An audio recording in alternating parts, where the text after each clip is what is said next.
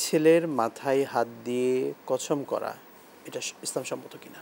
না, এটা কোনো কসমের মধ্যে পড়ে না। কসম হবে আল্লাহর নামে। হ্যাঁ, আল কসমু বিল্লাহি, মানে কসম হবে আল্লাহর নামে, আল্লাহি বিল্লাহি আল্লাহ তিল্লাহি বিল্লাহি এই তাল্লাহি, শব্দগুলো এই আছে। সমস্ত কসম হবে। আর অনেকে কোরআনুল কারিম নিয়ে কসম করে, এটাকেও বলেছেন যে কসমটা হচ্ছে যে কোরআনুল কারিম আল্লাহর বাণী, এটার একটা কথা রয়েছে। এছাড়া মানুষ মসজিদ নিয়ে কসম করে, মানুষ পানি হাতে নিয়ে, যে খাদ্য সামগ্রী, এই পানি হাতে তারপরে নিয়ে কসম বিভিন্ন করে, অঙ্গ চোখ ছুঁয়ে চোখ ছুঁয়ে কসম করে। আর এক শ্রেণীর মানুষ আছে যারা বিড়ি খায়, তারা বলে যে আগুন হাতে নিয়ে বললাম দোস্ত এইটা সত্য কথা।